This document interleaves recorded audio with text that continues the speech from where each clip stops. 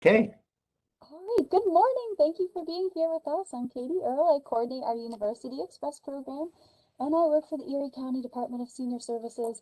And we're joined here with Mark O'Brien, who's the Commissioner of Mental Health here in Erie County. Thanks for your time, Mark.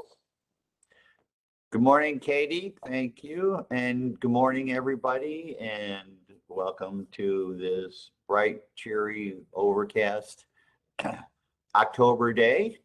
Um, the day we are looking at outside is probably a perfect metaphor for what we're talking about. It's kind of a typical Buffalo, um, overcast, gloomy during the fall type of thing, not kind of the bright sunshine we see in spring and summer and the crisp part of fall. It's kind of like a dreary, blah, kind of a little bit of a depressing type of weather type of day. Even Rio de Janeiro would probably say the same thing. So that's a great segue into what we're going to talk about today is really understanding and coping with depression. And depression is what in some ways is called the common cold of mental health disorders, not because it's not important or not because it can't be devastating, it is because it's so common, quite honestly. When you think of schizophrenia or bipolar disorder, where you have somebody who may have something that represents 2% of the population, up to about 20% of the population at any given time can have a diagnosable mental health condition of depression. At some point in their life, probably up to 80% of us will have some type of depressive episode. So it's very, very common. So let's talk about it. What are the different forms of depression? Well, there are several forms of depressive disorders. The two most common are called MDD, which is major depressive disorder, or dysthymic disorder. And dysthymia is like this low level version of depression, kind of like the blues and blahs. What's depression? Major depression is characterized by a common set of symptoms that interfere with a person's abilities to work and sleep. Major depression is disabling. It keeps people from functioning normally. Major depression is what's called an affective disorder. And affect, first of all, it means the physical representation of our moods. It's how we show our mood. Affect means it is a mood disorder. It is not a disorder of the brain per se, as opposed to disorder of mood. It's a disturbance of that mood that can either push it up, down, and because that changes how we feel, it then changes how we think, and it changes how we behave. And we're going to talk about what are the causes of major depression and what can we do about it. As I said, dysthymia is characterized by a long-term, less severe symptom. Somebody can maybe be seeing chronically down a bit, but they can continue to function and exist in the world. You can have long-term dysthymia. It's almost like being on a kiddie coaster and then going into the deep roller coaster where you're having the real trough down into an episode of major depression. They're not at all mutually exclusive. Psychotic depression occurs when there is some kind of break with reality. And reality is, let me give you a quick definition of reality from mental health terms. Reality is three things. Is that which we can take in with our senses, that which can be measured, or that to which there is consensual communal agreement. So if we sit there and I say, well, welcome to October, 26th, 2021, and somebody's out there saying, well, it's actually 2019. Well, why is it 2019? Because we've agreed to set the date from a certain historical event being the reported birth of Christ being that day, etc. So we call a chair a chair. It's not a radiator. Those are consensual agreements we make. We can measure certain things. We can take certain things in. A hallucination is a sensory response to which there is no stimulus. You see something, there's nothing there. You hear something, usually a voice, to which there is nothing there. It's any sensory response. It could be olfactory, which is smell. It could be tactile, which is touch. So that's a hallucination. It's a sensory response. A delusion is an unreal belief that is firmly held by the person that you cannot talk them out of by means of logic. So, and you can have all sorts of delusions of grandeur, that I'm going to be the next president of the United States because everybody's reading my blog, which I don't have one. Paranoid delusions, everybody's out to get me. So various types of delusions are unreal beliefs. So psychosis means a break with reality. That's the important part to know. And having that definition of reality is also important, because reality is not just what people think it is. There are facts, there are feelings, and we take those feelings in by our perceptions. That's how we take in the world. These are distortions of perceptions. And that's kind of important to know when you're looking at any type of mental illness. Postpartum depression happens when a mother develops a major depressive episode within 1 month after delivery of a child, because there is a huge hormonal imbalance after delivery. Again, when you have about 10 to 15% of women having that, it can be fairly severe. It can ameliorate, it can go away on its own without any treatment, just with some support and the course of time. Seasonal affective disorder. That's what happens when you look outside today. If you look outside today, I'm looking out over Lake Erie. I'm on the 12th floor of the Ranth building. There's not much to see. It's kind of gloomy, it's depressive, all that type of things. You're also getting less direct sunlight, which stirs the production of vitamin D and pheromones. And so that's why you see less responsiveness affectively during these months. Bipolar disorder, also called manic depressive disorder, is not as common. It's also, mania is a cycling of mood from extreme highs, and there's 3 levels of mania. There is hypomania, which is the lowest level of mania, and I'm blanking on the other one. I'll come back to that. In psychotic mania. And so if you have been depressed a number of times and you get even a manic episode once in your life, then the diagnosis is bipolar disorder as opposed to major depressive disorder. And it just means one manic episode. And it becomes important, especially when you're looking at how to treat major depressive disorder, because if you've been manic, then you look at what medications can be used and what shouldn't be used. What are the signs and symptoms of depression?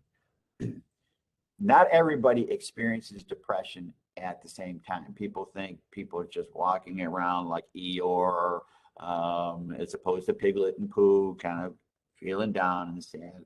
You may have somebody who's showing extreme agitation, irritation. You may see somebody who's depressed who doesn't look depressed, but underneath maybe anger, all sorts of things. So the severity and how it manifests can change depending on the individual in terms of their illness. Here's some of the symptoms. Persistent sad, anxious, or empty feelings. I feel like there's a hole in me. There's nothing in my life. Feelings of hopelessness. And hopelessness is a big thing, is in terms of depression, pessimism. I don't feel like things are going to work out. Guilt, worthlessness. So not only do I feel sad and anxious and unworthy, but then I also beat the hell out of myself for feeling these things. So it's kind of a double whammy with these types of things. So I feel like I'm this bad person, and then I beat the hell out of myself for feeling like I'm a bad person. And then sometimes you see people who feel like they beat the hell out of themselves for beating the hell out of themselves. So it just kind of compounds, and it's the sense of, if you really knew who I was, you wouldn't like me. There's a loss of interest in activities. There's a term called anhedonia. Anhedonia means the inability to experience pleasure. You've heard of the word hedonist. This is just the opposite. You don't feel anything is pleasurable. It's like there's this big wet blanket on everything. Sense of fatigue and decreased energy, difficulty in concentrating. And again, the thought problems are not the center of it. They're a result. They're not the cause. Changes in sleep patterns, and that could be either excessive sleeping or insomnia, difficulty in sleeping. Changes in appetite, either a lot of eating or total loss of appetite. And thoughts of suicide attempts. And again, you can look at certain, what they call somatic, SOMATIC, which is from the Greek word soma, referring to the body. And those are persistent ache, pains, headaches, cramps, etc., that don't ease with physical treatment.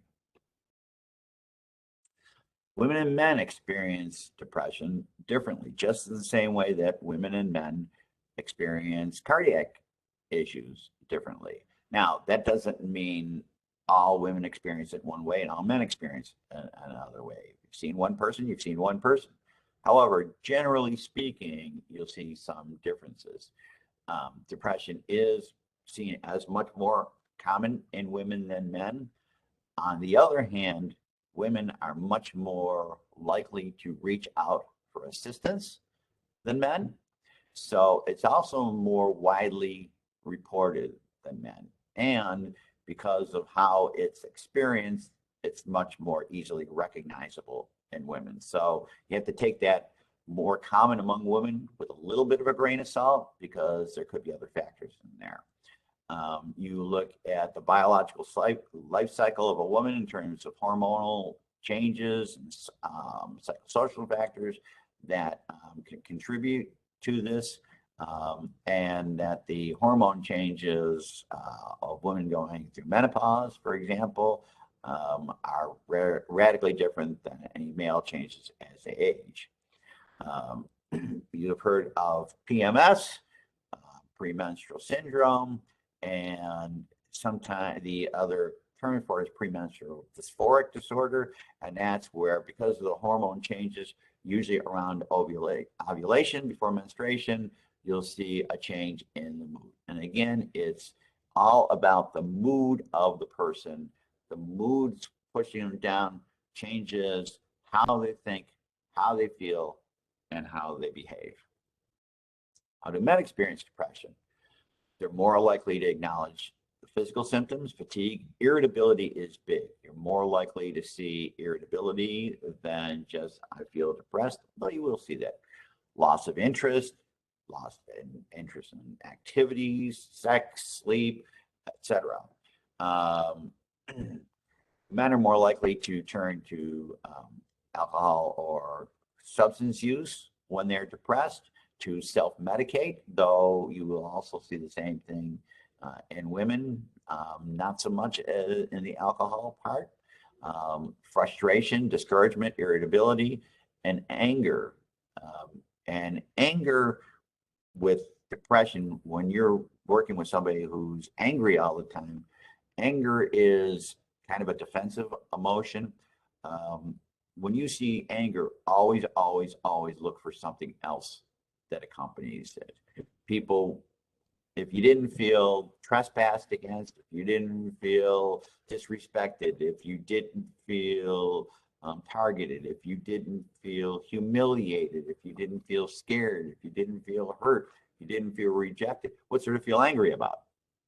So anger is almost always an accompanying emotion. Now, anger can be very useful and very healthy when properly motivated and properly directed. So anger is a two-sided sword. Some men you will see, and you'll see it in women too, throw themselves into work to avoid their depression, and to also talk about it, not talking about family or other issues. And you also see some reckless and risky behavior. Here's the other thing, and we'll talk a lot more about suicide. Women are more likely to attempt suicide than men. Men are more likely to complete the suicide act than women, though those numbers are trending in a different direction. And we'll talk more about that. Older adults, how do they experience depression? First of all, if you become an older adult, and you can tell from my gray hair, I'm only 26 years old. What are you laughing about, Katie? Exactly. I've sprayed all this gray hair in just for the effect.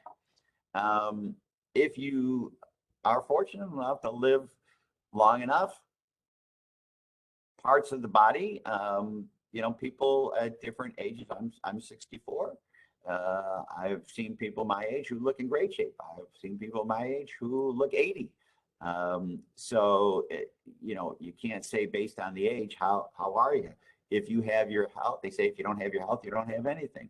Well, if you have your health, do you have a lot? Yeah, you have a lot, but there's also, as we grow older, we get to that point where we have some real contentment and life satisfaction, but we live long enough, we're going to lose people along the way. We're going to lose people who have meant something to us. We're going to lose roles that have meant something to us. We're going to lose satisfaction of a number of things. So there's certain things that we don't want to confuse grief with depression, but those losses can mount up, and it's how we cope with those losses that talk about our life satisfaction, those things that continue to provide us meaning and hope. So it may be overlooked in seniors that have depression because it's less obvious. And in some cases, there's a generational prohibition against talking about it. There's sometimes I say, okay, who am I going to talk to? Because in many cases, the person you're going to be talking to is much younger than you are. And do I want to talk to a therapist or somebody who is younger? You haven't been around long enough to know. And the reality is they can be very helpful, but that's a generational concern. As we talked about, it's more likely that somebody is older, is going to have more medical conditions. These bodies that we have, they're only built to go so long. I was listening to NPR on the way into work today, and they talked about Voyager 1 and Voyager 2, the satellites that are been sent out there that are still sending data back 50 years later. These were missions that were built for 5 years. Nobody thought they would keep running. Well, unfortunately, we're not Voyager 1 or Voyager 2. Our batteries do run out, and our bodies do. So you have things like stroke, cancer, these types of things that, we look at and say, okay, I'm at this age. We all know we're going to die, but we don't think about it. We don't say, okay, I have an expiration date here. We all like to think, yeah, it's out there, but it's no time soon. But if you know it's sometime soon, now you're looking at the end of your days and saying, okay, I'm going to lose everybody around me. I'm coming to that. And am I at peace with that, or am I not at peace with that? So you have also, when you have what's called vascular insufficiency, because our blood vessels aren't as nimble as they used to be, we can have what's called arteriosclerotic depression or subcortical ischemic depression. Ischemia is the loss of oxygen to any organ. And you can have ischemia in your heart. And but it's a lot of oxygen in blood, but it isn't so much that it's caused death of the organ yet. Myocardial infarction and MI, which is a heart attack, that means it's been cut off so much that there's a death of that organ or that part. So vascular depression happens when blood vessels become less flexible and harden over time, become constricted, there's less flow of oxygen, and you are robbed of the normal flow of blood to the brain and what goes with that. What causes depression?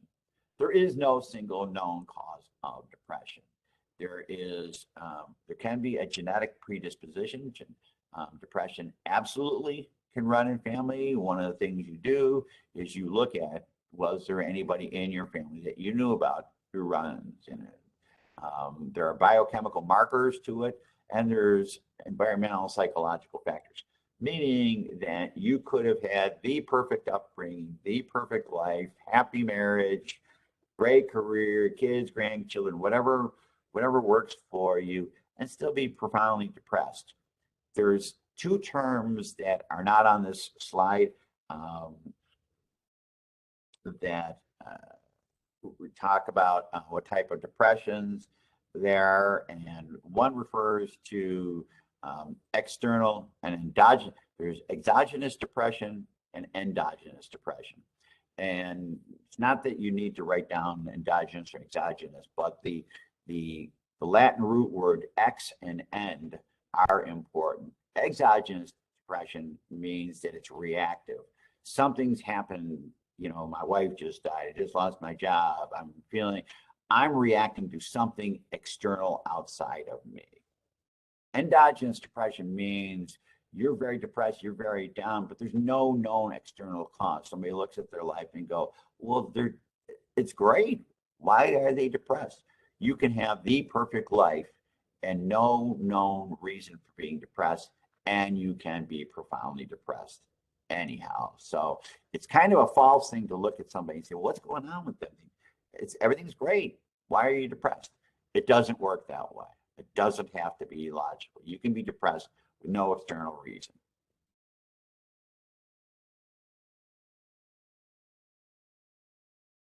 Okay.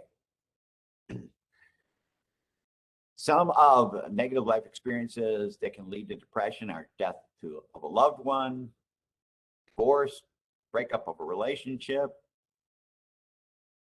losing custody of children, or feeling that a custody decision was not fair. Again, loss of house, job, money, or role. And keep in mind, the biggest things that are signs of health in people for emotional health are purpose, connection, and hope. And most of our relationships are brought together by purpose. We come together in the workplace, we come together for church, we come together over some volunteer work, we come together for a cause, except for the people that we marry or raise kids or our close friends. It's purpose what brings us together. And when that purpose is gone, there's a hole in their life. And so how do we fill that? Serious illness, a terminal illness in terms of yourself or someone close to you, serious car accident, very traumatic, any type of serious accident that results in loss of functioning, chronic physical pain, especially as people get older. When you're in pain, people can feel like life is just no longer worth living. It becomes more about quality than quantity, because we realize we have less years in front of us than we have behind us. What's that quality of life? For some people, saying, if I'm in excruciating pain, is this really worth this? Intense emotional pain related to any of the above. Loss of hope, as I mentioned, that loss, that saying, purpose, connection, and hope, can't say it enough, are the biggest things for emotional wellness. Purpose, connection, and hope. And if we don't have a hope something's going to get better, then it becomes, okay, why am I hanging in there? Being victimized, even if it's something less traumatic than what's reported here, rape, violent assault, etc. Even being victimized by a scammer. When, especially if, if we're talking folks on the line here today who may be senior citizens, and you get that call because they are great at sounding wonderful and legit, and what they do is they get you on the line and scare you into something. I've got to do this right now, or my grandson, or here I'm from, your car is going to be towed away, and if you don't, that's what they do, and then you find out you've been victimized, and it's very embarrassing and very traumatizing. A loved one being victimized, physical abuse, verbal abuse, and of course, sexual abuse. They all leave their own scars. And any unresolved abuse issues from the past. There's an old saw, I use it with people that I see. I see a lot of trauma survivors, and the saying is, healing doesn't mean the damage never existed. It means it no longer controls my life. And I'm not smart enough to have come up with that on myself, but I absolutely use that because it's absolutely true. Feeling trapped in a situation, feeling things will never get better. Again, loss of hope. Helplessness. Hopelessness and helplessness is, I feel like I am not the master of my situation anymore. Very disturbing. Legal problems, again, is just being taken advantage of, like we're talking about with the scammers, that type of thing. When you feel like you've been duped, and then you're beating yourself for feeling, oh my God, I was such an idiot, how did I fall for this? And then feeling vulnerable. People do not like to feel vulnerable, and people do not like to feel stupid. An ability to deal, as I said, with a humiliating situation.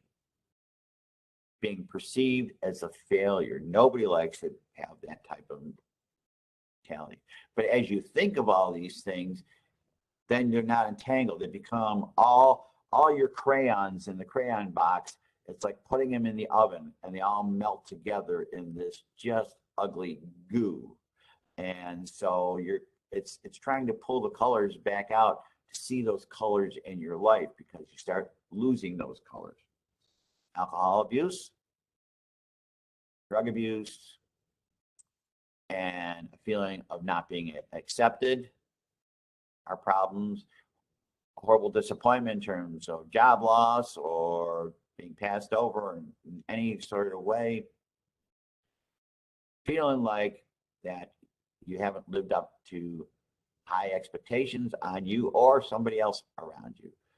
Being bullied is huge, and that can come out in many ways. Low self-esteem. I tend to look at low self-esteem as not a cause, but a result. People talk about somebody having low self-esteem. When you pick that apart, again, I'll go to that exogenous and endogenous depression type of thing. A lot of these things in this list here will go to the exogenous part, what's the external causes. But when you don't have those things, that low self-esteem, what is the internal driver that makes you feel that you are worthless? Again, any of these things may cause depression. Untreated depression is far and away the #1 cause for suicide. Neurotransmitters. What are neurotransmitters?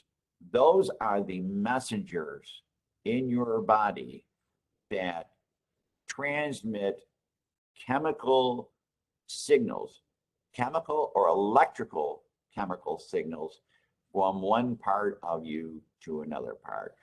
If I'm sitting here, as you're seeing me now, and I raise my hand up and down, my brain is not thinking, raise your hand up and down. I can't even tell you how it works. I'm just raising a hand up and down. So that's part of what's in your central nervous system in terms of messages for motor control and that type of thing. When we look at these things, think about, if we're old enough, we think about the days with the old telegraph and even our landline, our phone wires, and our electrical wires. You go from pole to pole to pole, and there's wires going in between. We think of the internet. there's a spark here, and what you're looking at is there's neurons and what's called synapses at the end of the neurons. So I have a thought from my brain which sends an electrical impulse down to my hand, and it fires that off. Well, that's what we have here. That's firing of an electrical charge, and that electrical charge fires to the next one, but it jumps across, as you see in this diagram. These two neurons do not touch each other. There's a space in between, and that's where the neurotransmitters comes in. It fires this one, jumps to the next one, fires this one, jumps to the next, jumps to the next, jumps to the next. But as this neuron fires, it activates those neurotransmitters, which makes this one fire.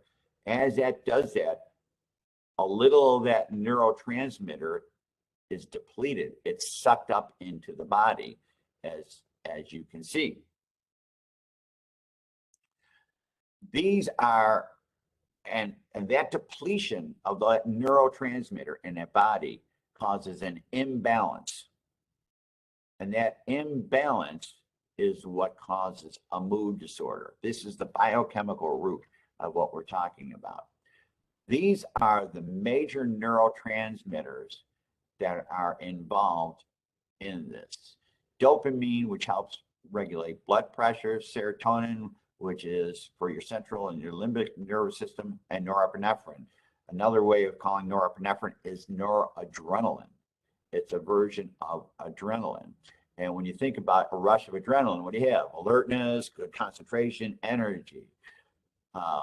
If you have serotonin is the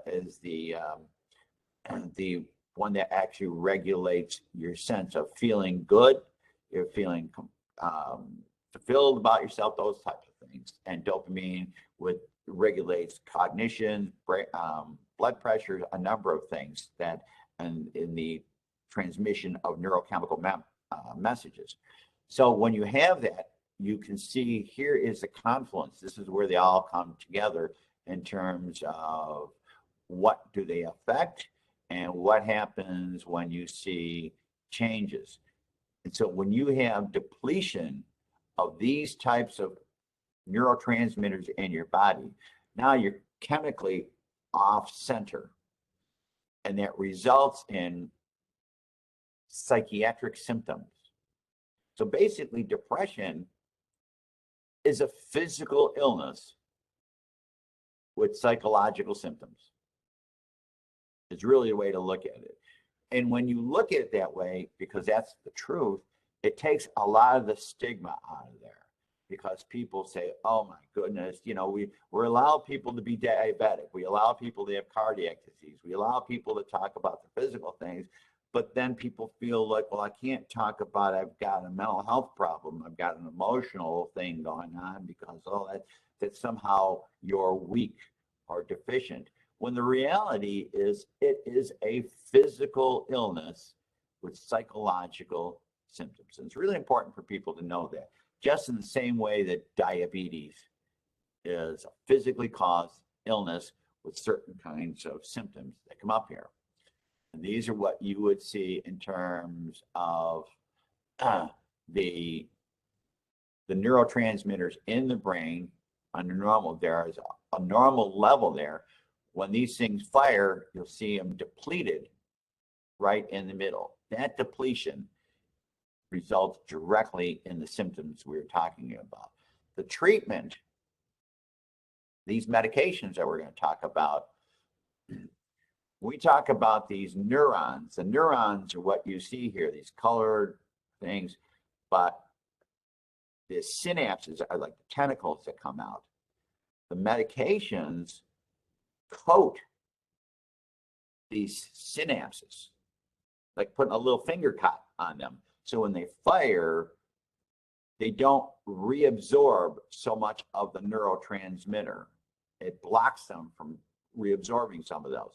And because of that, you have a greater level of free-floating neurotransmitters still in your body.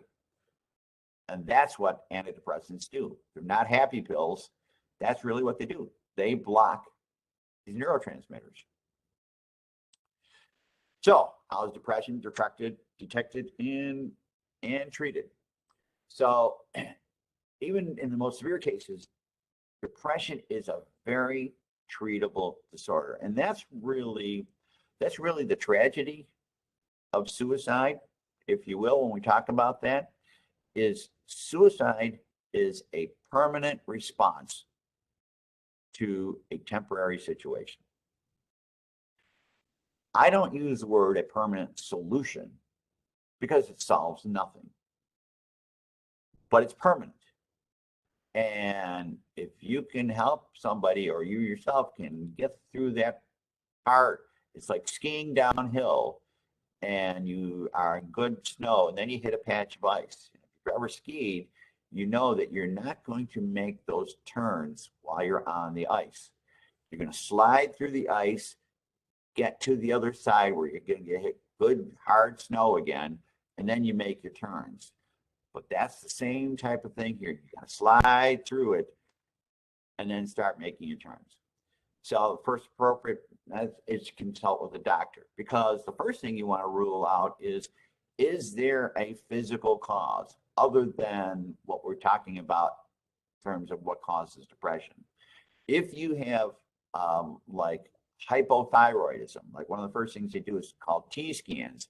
They monitor your thyroid, because if you have low level thyroid, and you can see that by fatigue, waking, your eyeballs kind of feel like they're sunken in a little bit, that can mimic symptoms of depression.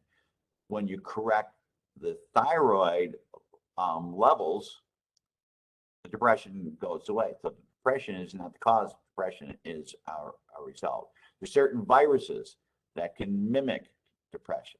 So you want to get a good, solid physical and rule out a medical condition, because you don't want to be treating a psychological condition when it's simply a medical condition. So that's the first type of thing. So you do a complete diagnostic evaluation. Now keep in mind something. It is very impossible to have both a medical and the mental health thing going on at the same time. You can have a physical cause and just simply have depression, either because of what we talked about of the external stuff, or you have a genetic predisposition by your family history of being depressed. So you can have both. So it's not always a one or the other. So you look at, when did the person start getting depressed? What was going on in their life? How long did it last? What was the course of treatment, if they've ever been treated? Have they ever been, are they using drugs or alcohol?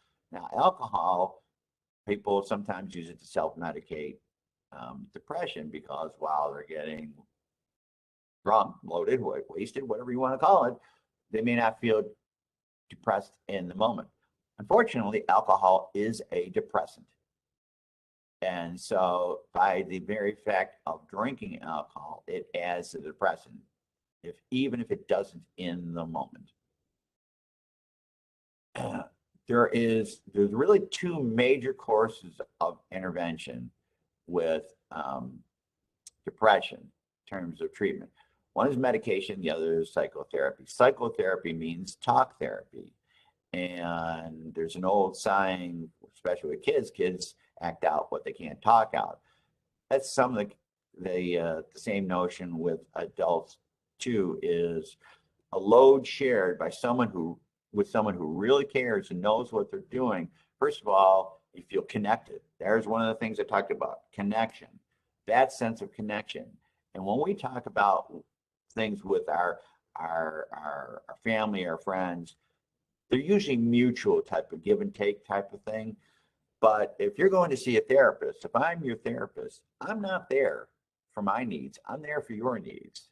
So I'm there to listen, to understand, to care, possibly offer suggestions. I try not to give a whole lot of advice, because advice is, at least I help the person come to their own solutions, but also help them talk out and share what's going on with them, because it's like carrying water. A load shared is a load lessened. And as you decrease the isolation of depression, you're helping them because somebody knows that somebody cares. Some of the people I've seen for years. I've seen some people for a few months, and some people is for years, and they know what to expect from me, and I know what to expect from them. Medications. So, as we talked about, antidepressants, what they do is they look at restoring the neurotransmitters. Most notably, as it says, serotonin and norepinephrine. Dopamine is a significant cause, but it's less so than the serotonin and the norepinephrine. Those are two of the big hitters that are depleted, as we talked about in the body. There are several families of medications. And when I say families of medications, first of all, you have to be either a doctor or a nurse practitioner. A PA, a physician assistant on the supervision of a doctor can prescribe them too, but you don't see that as often for psychiatric medications. So you're looking at prescriptions of certain families, and the families, you look at a couple things. First of all, the families of, when we talk about SSRIs, which I'll explain in a second, they have a similar mechanism of what they do. But the other thing you look at, your prescriber would look at, is what's the side effect profile, because you may not have the same reaction as the person next to you in terms of side effects, because like most medications, there are certain side effects. The most common and the most effective family of medications are called SSRIs. This is a great fancy term, serotonin reuptake inhibitors. I know that's a mouthful, but think about what I mentioned a few minutes ago about that. When this fires and this fires, all that getting sucked up in your body and not having enough. The reuptake inhibitor means I am coating those ends of the neurons so that the body doesn't reuptake too much of the neurotransmitter. You want certain levels of free floating neurotransmitters like serotonin or norepinephrine in the body. That's what these medications do. They're not happy pills and they're not psychiatric pills. They are pills that have a chemical property that alleviates these types of things by restoring a balance to you. So, some of these SSRIs will include Prozac, Celexa, Zoloft, and a number of other ones. Surprisingly, more primary care doctors prescribe antidepressants than psychiatrists. The number one prescriber of antidepressants in this country are primary care physicians. So there's a number of people who never ever wind up seeing a psychiatrist because it's being diagnosed by your physician. And that's a good place to start. And a physician can help a person manage it, because a low, even a moderate level depression can be managed by medications. Sometimes medications alone, sometimes not. The other type of, the next most common type is what's called the SNRIs. It's the same type of mechanism, but it's preventing the body from reuptaking the norepinephrine. And so Effexor and Cymbalta are two of those. And sometimes you'll actually see commercials on this. And I would encourage you to feel free that if you are feeling down, the first and best place to talk about it is with your family doctor. Just go see your primary. If you're female, either go see your primary or your GYN. Either one is fine. They're usually quite qualified, but in some cases, more is needed. Psychotherapy, that's talk therapy.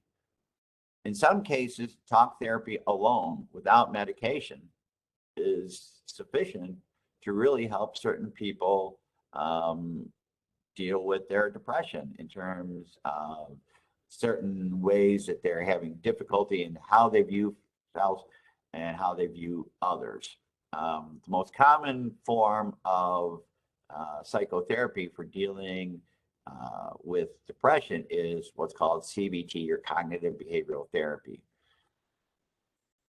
When we talk about the facts of what's around there, when we talk about reality, it's those three things I mentioned to you. That which you can take in literally with your senses, that which can be observed by anybody, that which can be measured, you know, this is weight, this is volume, this is what have you, and that to which we have that communal consensual agreement. So you have the facts of what's going on, and we have our feelings. But in most cases, you have perceptions. Give you a quick example. Katie, are you still visible to everybody? Okay, so you see Katie, you see she's got those big glasses on. So if I say to Katie, hey, Katie, wow, look at those glasses. You know, I remember back in the 60s and 70s, everybody liked those glasses. Now, what does she know? She knows I've said, what's the facts? That I said, I observed those types of glasses back in the 60s and 70s. Now, if Katie perceives that I'm saying, geez, those big glasses, those are really out of style, and where did you get those glasses? And oh my God, get with the times, honey, what's going on here? She may feel embarrassed. She may feel humiliated. She may feel a little angry. She may feel that. But that's all perception. I didn't say any of that. If, on the other hand, I said, boy, those glasses are big in the 60s and 70s, and I were to follow that up with, or she thinks that I'm saying, boy, and those are really stylish, and they're really nice retro look coming back, and they look great on you, and you're looking really kind of sharp. Even though it's back there, you're really stylish about bringing that up, then she's going to feel pretty good about that and feeling like I complimented her. But all we really know is I said that those glasses were 60s and 70s. The rest was her perception. And depending on how she perceived it, that's going to drive how she feels. So in cognitive behavioral therapy, we do some of that work. What do we really know? We really know that Mark said, hey, Katie, those glasses, 60s, 70s, that's what we know. The rest were perception. And what goes into her perception? Could be she's female, I'm male. Could be she's a different generation because she doesn't have the gray hair that I do. Could be I remind her of her father, and her father's always criticizing her. I could be I'm reminding her of her father, and her father was always wonderful to her. You don't know, but you start pulling those things out, and you start teasing those out. Because if she feels great about what I said, well, great, we go on. But if she feels like really insulted and hurt and then depressed by it, and she goes home and crawls into bed and can't function the next day because something I said, if it didn't make sense in the here and now, does it make sense with whatever she went through way back in the day? And those are the types of things that you look at, that by changing how you think and behave, you also can help look at changing how you feel. Okay, and I know I'm oversimplifying, but you're looking at a number of things. It's not only those types of perceptions, but how you relate to others, because we are social beings. We are interconnected. Even if we're not interconnected, we want to be interconnected to some greater or lesser extent. So we've talked about depression. We talked about what causes it. Now let's talk a little bit about what suicide is about. I think we got about 10 minutes, so I think we're right on time. Okay. First of all, whether it's you or someone you love, if you think someone is having thoughts of suicide, ask them. And you don't have to beat around the bush, but find a time and a way to ask them, and you don't have to really couch it as saying, boy, are you thinking of hurting yourself? You ask them, are you thinking of killing yourself? Have you ever thought of suicide? I can guarantee you this. No one has ever given somebody the idea of killing themselves by asking them, hey, are you thinking of killing yourself? You know, that's a great idea. I never thought about that. By God, I'm going to go home and I'm going to think about that right now. It doesn't work that way. It is absolutely risk-free. If they are really not thinking about it, haven't thought about it, you risk nothing by asking. No, I'm not, but you know what? Thanks for asking. Or, sometimes I have thought about it. I haven't been able to say, well, why not? Why haven't you been able to say, well, I think somebody would put me in the hospital or something. No. Just because somebody's thinking about it, number one, doesn't mean they're going to do it. However, let's talk about it. So let's talk about some of the myths, and I'm going to buzz through these because there's a lot of them. Okay? People who talk about it are just trying to get attention. And that's not the case. People who die by suicide usually talk about it first. Whether you recognize the signs or not, whether they're talking about it directly or dropping hints or not, that's a different matter. Most people who kill themselves or attempt suicide, I can tell you that they don't want to die. They don't want to be in pain. And that's the important thing. If I end my life, then I'm not in pain anymore. If they weren't in pain, they wouldn't want to die. And there is such a thing as chronic suicidality. There's those people who have suicidal ideations off and on for years and years and years. And for some people, there's a little bit of a comfort to it because I have an out. I can check out if I want to. I may not ever exercise that option, but I can check out if I need to. I've got an escape door. So you have to be aware of that. But there's a difference between that and somebody being acutely or imminently suicidal, where you go, okay, they have not only the ideation, but they have intent to act on it and they have a plan. Okay? And you look for all these things. And you don't have to be a skilled therapist to look for these things. You just have to do as good Lord says. You got two of these and one of these. You got two ears and one mouth. So there's the old saying, I never learned anything by talking. So you learn by listening. And that's 3/4 of the battle. Another myth, people who talk about it don't try to kill themselves. People, they can. Another myth, suicide occurs without warning signs. In most cases, there are warning signs. And sometimes when somebody will say, hey, they look great right beforehand, sometimes it's because they made a decision.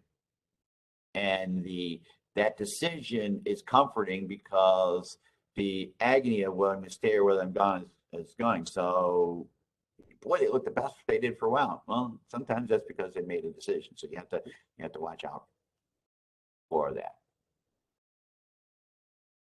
Nothing you can do when somebody decides to kill themselves.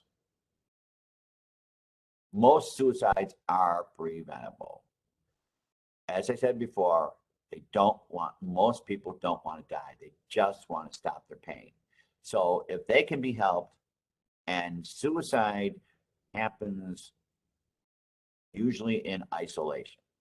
They just found a United Airlines executive yesterday who went for a jog off a beaten path where, and then he disappeared a year ago. Well, they found him hanging by a tree just because, he didn't, he's very successful, but he went off and it was in isolation. Okay. Suicide only strikes people of certain gender, race, financial status, etc. It can strike anyone. The number one, people think that teenage is the highest years for suicide. It's actually not. It's males over 55. Generally speaking, it's people 55 and over, but males particularly white males, the highest. But youth and teenagers, young adults are a strong second and third place to that. coincidentally, and I'm jumping ahead a little bit, people may not realize it, but the consistently lowest percentage of people attempting suicide or completing suicide are women of color, particularly African American women. And you look at their place in their families, their place in terms of the connection to others, the role they have, the resilience they show, is far and away the least for suicide. People who, one of the risk factors you look at for suicide is prior history of attempts.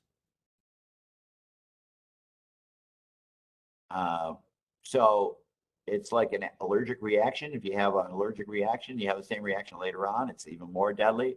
So if you've survived an attempt or two, that puts you at a greater risk. If you have a history of knowing anybody, particularly somebody in your family or whatever, that puts somebody at greater risk because it becomes real.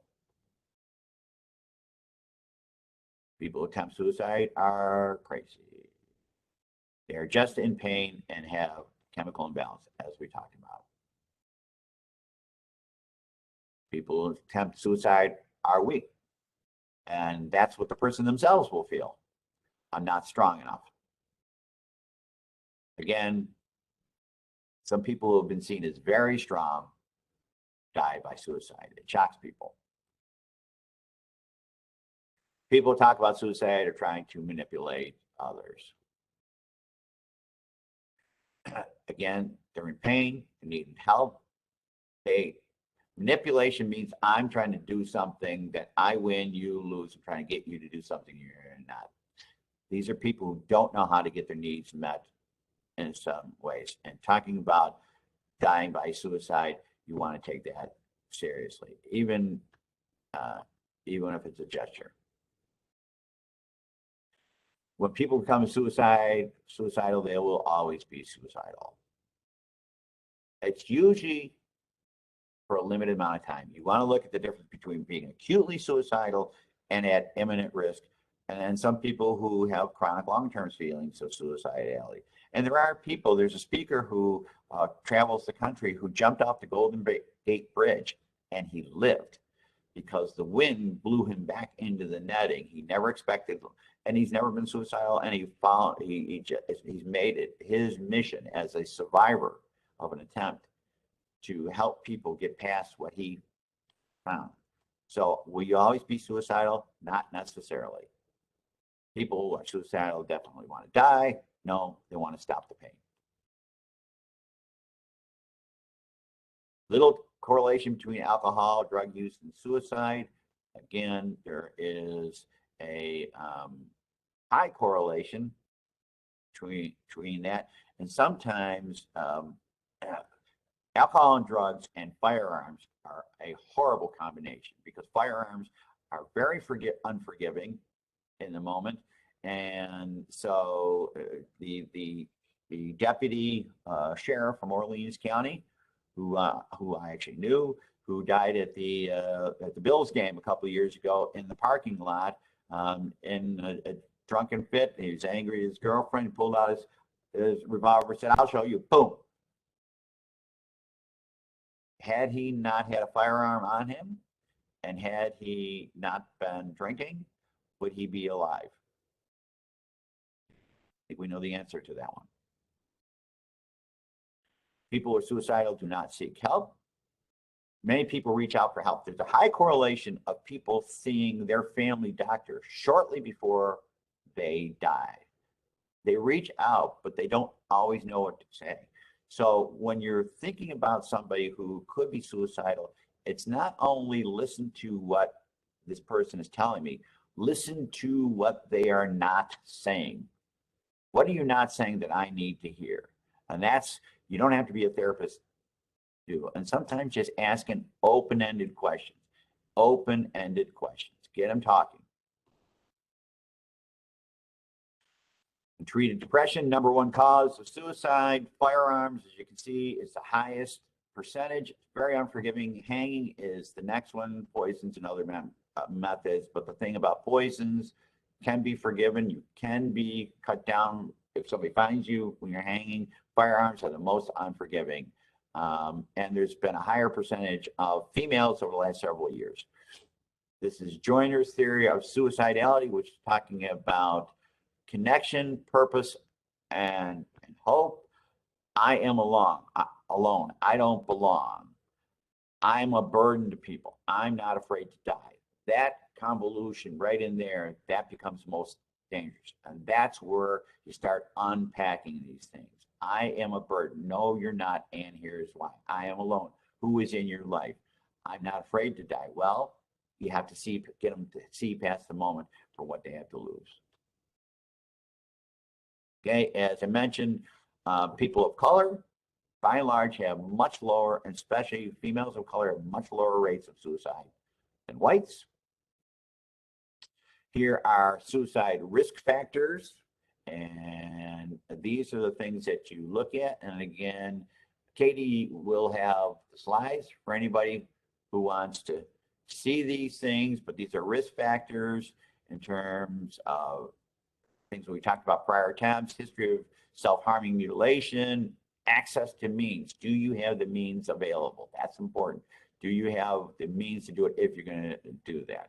Fueling emotions at the bottom, hopeless and helpless. The other parts that remember are with that are explanations of it, but hopelessness and helplessness. Okay, 6 weeks warning signs, agitation, irritability, changes in sleep, increase in emotional turmoil, increase in potential substance abuse, comments of despair, fatalism, and anhedonia, as I mentioned earlier, inability to experience pleasure. Nothing is pleasurable. And I'm a shame base with this. I'm not worth it. I'm not worthy. Protective factors. These are things that keep people from suicide. Certain religious beliefs, feeling that I'm going to go to hell if I kill myself, positive social support. Pregnant women very rarely kill themselves because they know they're, got the baby coming. Children in household, I'm going to stay alive because my kids need me. That's a big one. Some life satisfaction. Those are the types of things. What do? You do safety planning with person. Suicide contracts do not work. You look at safety plans. It's a whole format for those. You say, what are the supports in my life? What are the things that are keeping me going? Supports in my life can include formal supports like a therapist, a doctor. It can be informal supports like a AA sponsor, friend, family, that type of thing. What are the things that I can do to change my thoughts in the moment? Crisis planning, what happens? What am I going to do when these things happen? Where and how does it hurt? Knowing, identifying the pain, and doing some problem-solving strategies. And these types of skill buildings, mindfulness in the moment, stress tolerance skills, personal relationship skills. These are the things that help people build resilience and tolerance. And talked about the warning signs, to know the signs. Very quickly, it's an acronym. There's a whole bunch of them. As you can see, these are talked about them. Guilt, burden to others, no reason to live, sleep too much. So these are know the signs. That's an acronym for that. The National Foundation for Suicide Prevention is the one that came up with this. And you want to take these types of things very seriously. Okay, and these are the things. How can I help myself when I'm depressed? Again, very quickly, help yourself. Exercise, just like they tell about things. Get the body going. Go to a ball game. Change your scenario. Things that keep you feeling connected and life satisfied. Set realistic goals for yourself.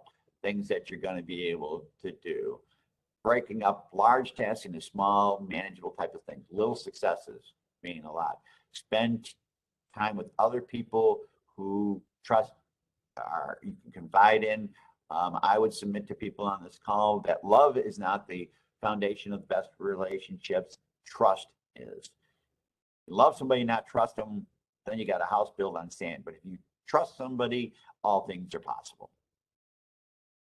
Expect your mood to improve gradually. It takes some time to get over it. You're not going to just snap out of it, and allow somebody to do self-care and just move from there. Postpone important decisions if you're not ready for them. Positive thinking will replace negative thoughts. A chance to replace those things that nurture yourself from those things that don't. And here is the crisis services number, 716-834-3131. 988 is coming next year. That will be the National Suicide Hotline. As of Monday, everybody locally must dial 716 because the National Suicide Line is coming. And so again, there is the line right now, the 800 line, but soon it'll be 988. And I think that's probably where we're at. Katie, I kick it over to you. Thank you, Mark, for a comprehensive presentation on a very important topic. I'm seeing two questions here, and then I have somebody that wants to verbally ask a question. Do you have time for that? Sure. Okay, all right. So this first question I'm seeing is there a specific age for diagnosis of bipolar disorder? Yes. It's under the DSM-5. DSM is the Diagnostic and Statistical Manual of Mental Disorders. It's not really supposed to be diagnosed till age 18. Because the brain is still formulating, there's still, you look at certain things. So doctors generally do not diagnose it before age 18. It's a good question. Okay, thank you, Mark. This next one is, if someone has one depressive episode, are they more prone to others? It's kind of like if you've seen one country, you've seen one country. If you've had a depressive episode, you look at that, yes, you could, but was that depressive episode related to something? For example, was it related to a job loss? Was it related to a breakup of a relationship? Was it related to something, as we talked about exogenous, was it related to something external? Was it related to a loss or a humiliation or a disappointment or something that really just was shattering to the person? Or did it come out of nowhere? If it came out of nowhere with no external cause, and you said, hey, nothing was going on in my life, and then for a couple of months I was just depressed, then I'd be more concerned about being watchful for it coming back, especially if there's a history of depression in my family. But if it really came in terms of you went through a divorce and now it's years ago and you're very shattered by it, but you moved on with your life and now you're getting married again or what have you, then it just depends on that. Question becomes, what happened when you got that depressive episode? Were you able to find, you're still here, so you found some way to slide past that ice and get to that solid snow to start skiing on again? And that's what I would look at, because if you're here, that's half the battle. And that's the approach I take with the people I work with. As long as you still are taking your next breath, there's always possibilities. So you don't look at just risk factors, you look at protective factors. What are the things that are in your life that got you this far, because you're still cooking? Hey, thank you for that, Mark.